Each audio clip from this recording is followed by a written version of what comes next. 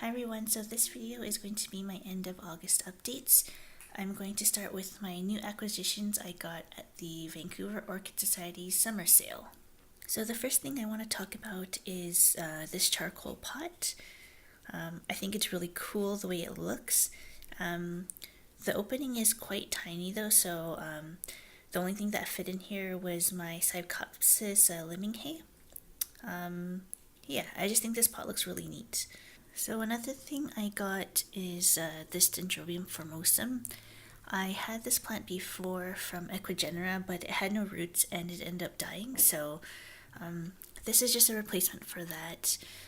It's well rooted and it has 2 new growths, so I think this one will do pretty well. So last but not least is this Galeandra baueri, I think is how you pronounce it, and it came with I think 1 or 2 flowers in bud, and then this one opened, and there was another bud on this side which had dried up, so that's unfortunate. And this is what the plant looks like from the side. Currently, I think that it's having some issues with mites. I actually have a few plants that has issues with mites, or at least I believe them. I believe the issue are mites, but I'll get to that later. And that's my haul from the summer sale.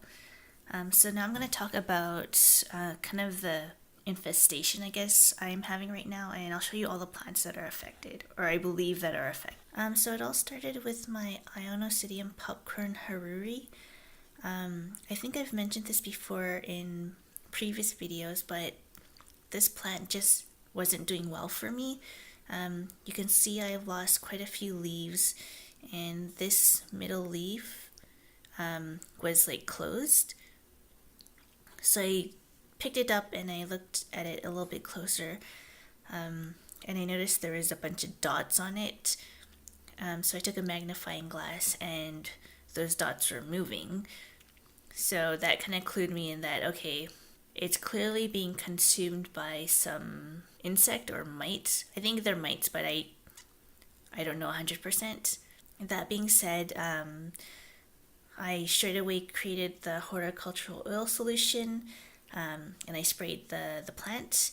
I also remembered from watching, I think Danny's video or someone else's video about spider mites specifically, that they don't like humidity.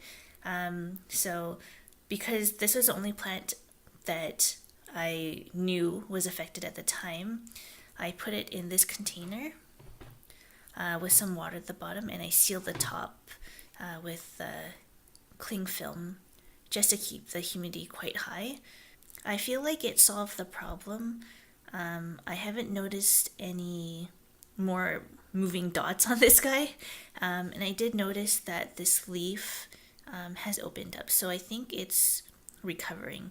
I've still kept it in here for now, but I might take it out eventually. Alright, so the next 2 plants I believe are affected are my FDK After Dark Black Pearl and my Dendrobium bracteosum. So this is a close-up of one of the leaves of my Black Pearl. As you can see, it looks quite bad.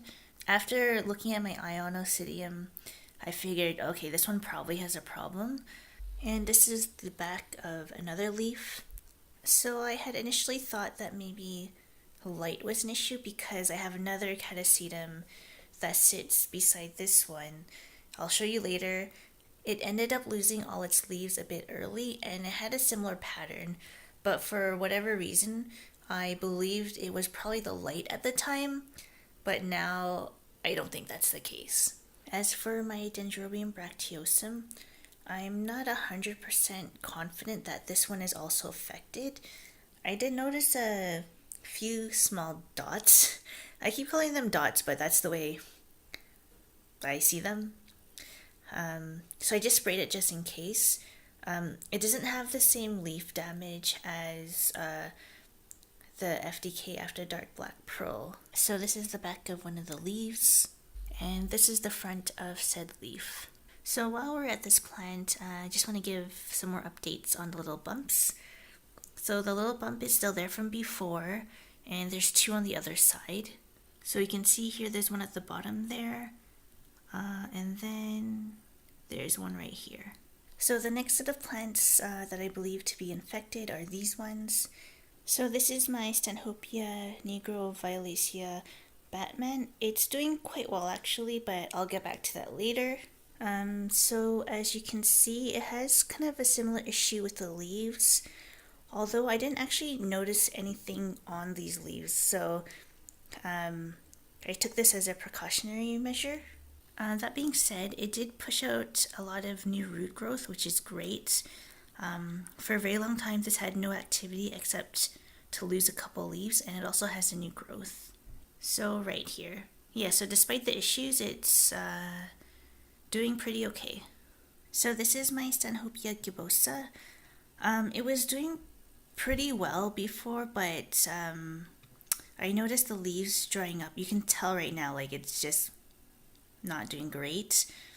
Yeah, so it was doing well for a while, and then the leaves dried up, so I decided to take a closer look, and this one did have those little dots on it, so this one has been getting sprayed, and ever since I sprayed it, this new guy seems to be moving a bit quicker, so I think that's a good sign. So this is my Gngora Giba, and I also thought this had a problem with mites, so I sprayed down the leaves. It does have other additional problems, like this guy is super floppy. I think it's dead. That pseudobulb is kind of soft at the top, and I think it's being depleted. Same with this one. Yeah, it's really soft. So this plant in general is just not doing well, in addition to the mite problem. So this is my Clowesia Grace Dunn, and I'll show you the leaves on this guy. So as you can see, it's not looking super great, so this one I've also sprayed. So last but not least is my NOID Dendrobium. To be honest, it looks suspiciously like a Galeandra, but I don't know. That being said, the leaves did look suspicious. Not these ones, but these ones. So that's why I've sprayed this one, and I'll show you the leaves. So it's wet because I just sprayed it, but as you can tell by the way it looks, it doesn't look that great. So this is, I think, a candidate for mites. So those are all my infested plants that I'm aware of thus far. Because I don't have a lot of space, I have to be really strategic in the way I place my plants to make sure that they're not touching. As you've noticed, most of the plants affected have kind of like the nice thin floppy leaves, but my Chysis plants, for example, they don't have the issue at all, so hoping it stays that way. Alright, so the next thing I want to talk about is my Dendrobium cruentum. I put it in this container with some damp moss and covered it with this plastic bag, hoping to increase the humidity around the plant. None of the new growths were surviving, and all the keikis have died, so that's why I did this. So what happened during the month was it did have a new growth and it did do well, but it has since rotted off, and I removed all the keikis that were there. But when I removed some of the keikis, or when I removed all the keikis, I damaged the plant a little bit, so I'll just give you a closer look. So you can see here, I ripped part of the stem, and here as well. Honestly, this plant is starting to look really dire. I really want to save it, but I really don't know what to do. I've been soaking it, also with my Epidendriums, which I'll show next, in water like once a week, just so it doesn't rely only on this sphagnum moss, but like nothing is happening, and anything that tries to grow, it won't grow. So I'm really hoping I can save this, but I'm a little bit stuck right now. Alright, so these are the 3 pieces of the Epidendrium ciliare that I have, and I'll just give you an update on each one. So this one has done really well and has grown a nice long root tip. So I've decided to pot this one up in lava rock, and it's doing well so far. This one is not looking great, and actually I was about to throw this out, but I noticed something. So the new growth has started to turn dark as well as the leaves, so I thought that this is not going to make it, which is fine because I have other 2 parts. But I noticed the new growth is starting to turn green at the tip again, so I'm just going to keep this for a little while longer to see if that grows any bigger. And on this one, there's really nothing to update.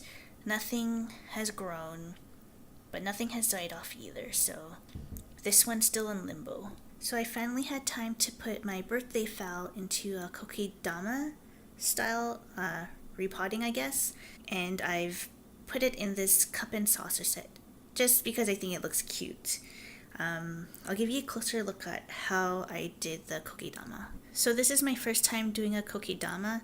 It doesn't look super perfect, but I don't want to spend a lot of money on the super long sphagnum moss, so I just used what I had, and then I used string around it to kind of just keep everything in place. So the way I started this was I actually used the basket that my Psychopsis limminghei was in, because I wanted the middle to be hollow just for better airflow. So I put this in the middle, I wrapped the roots around, and then wherever possible I was able to shove sphagnum moss between the basket and the roots, and then I put sphagnum moss on the outside. So that way I think it can stay moist but still have good airflow. So this is what it looks like all the way around. Not perfect, but it's a ball. Okay, so I'm gonna do the tour now. This is my Phal NOID. It finally put out a new leaf, so that's super exciting. Hopefully I can get a flower spike this winter. So this is my Aerides houlletiana. This leaf has gotten quite a bit bigger, and then there's this new leaf starting as well. This is my Ascocentrum ampullaceum. It's doing well, but the spikes that I've shown before are stagnant. They haven't gotten any larger. So I'm not sure what's going on. Maybe it's not quite the right time. But the spikes haven't dried up or anything like that. They've just stopped. This is my Aerides quinquevalnera. Has a new leaf growing. This is my Ascocentrum Sherry Abe, previously assumed to be miniatum. I noticed a small green thing there. Not quite sure what that is yet though. So this is my Vanda cristata, and that growth did end up being a keiki. In the leaf axils, there's quite a few growths in there, so I'm not sure how they're going to develop. That leaf in the middle there has been that size for a while, so the new leaf has stalled a little bit, but that keiki has grown. So this is my Aerides Bangkok sunset. It has a new leaf, and this leaf is yellowing. So this Phal NOID has a new leaf growing. My SLC World Vacation Shibuya Sunset has a new growth. So this is my Dendrobium antenatum cross. There's something in this pseudobulb. I have no idea what it is. I keep hoping these things are spikes, but I really have no idea if it's going to be a spike or not. So my Brassivola cuculata red form has this new growth here. So my Aerides odorata alba, actually the little plantlet at the bottom there has a new leaf. The larger plant has a new leaf as well, but it's been there for a while. So this is my RLC Little Toshi, and you can see it has a new growth. So this is my Trichoglottis pusilla, and it has a new leaf. I think this was the latest leaf before that, and it's grown quite long, so that's good. This blemish hasn't affected the rest of the plant, so that's fine. So this is my Dendrobium cornu-cervi, and it's pushing out its latest growth. It's a little late in the season, so I'm not sure how big it's going to get before winter comes. So this is my Vanda roblegiana, and it has a new leaf starting. So this is my Dendrobium Sherry Abe, and I just noticed yesterday that it started a new growth. This is my Dendrobium christianum, and it has a new growth. I added some sphagnum moss around, or on top of the pot rather, just to increase humidity. This currently doesn't have any roots, so I'm hoping once that one gets going, it'll be a lot better. This is my Phal javanica, and it has another flower bud. It appears to be upside down this time. I'm hoping this one will open properly, and I will make sure to capture that. So this is my Galeandra fimbriata. It has 1, 2, 3, 4 new growths. I think I showed this last time, but perhaps these have gotten a little bit bigger since the last time I've showed this. So this is my Phalaenopsis cornu-cervi chatelade, and so this is the last leaf, and it's putting out a new leaf now. So this is my Dendrobium scabrilingu, and it has a new growth. Similarly to the Christianum, it lost all its roots, so that's why I have this to help encourage that. So this is my Aerides flabellata. It's starting to purple now. I'm not sure how I feel about that. It seems otherwise healthy. I did move it closer to the light just because I'm aware that this guy needs a lot of bright light. The purple is a little bit concerning, but I think I'll just keep it there for now and see what happens. So this is my Coryanthes missaceae and has a new growth there. It previously grew this one and this one, but their pseudobulbs haven't got much fatter. Hopefully they will. So this is my Phalaenopsis fimbriata, and it has this new leaf. So this is my Dendrobium bellatilum, and that pseudobulb has been consumed, but the other pseudobulbs are fine for now. I haven't noticed any new growths on this guy yet. So this is my Sophronitis cernua, and it has a new growth. So this is my Aerangis punctata, and it had bloomed. I was planning on filming the bloom the next day, or the following day, but when I got home from work, I noticed that the flower had dried up already. That was a bit strange. This has bloomed for me before, and it does last more than a day, so I'm not sure what happened. The flower spike is still, like, this part hasn't dried up, just the actual flower itself. So not sure what's going on here. So this is my Paphinia rugosa, and it has done absolutely nothing. The two new growths that I had before are gone now. This is my Rodriguezia limminghei, and the new growth is doing pretty well. I did notice that the ends there are a little bit dry, and I just noticed some dots on it, so I just gave this one a spray. So this is my Polycygnus barbata, and previously there was a growth here, but it has since rotted. But the good news is there is a new growth on this side, so that's good. This is my Pedangus dactyloceras, and this keiki has a new leaf, and the main growth also has a new leaf. The latest leaf on this main growth is actually quite a bit larger than the other one, so I think I did pretty well on this. This is my Chysis levis, and this actually grew quite large, so I'm pretty happy with the way this turned out. A little bit concerned because it's actually attached kind of near the top of this depleted pseudobulb, so I'm not sure what's going to happen next. This side has done nothing. So this is the Catasetum cross I mentioned earlier that lost all its leaves, which is unfortunate. I read also the reason why it may have lost its leaves early is I probably kept it a little bit too dry during the season, so that may be one cause, but then I think, as I mentioned before, it had kind of leaves like this, so it may also have been the infestation.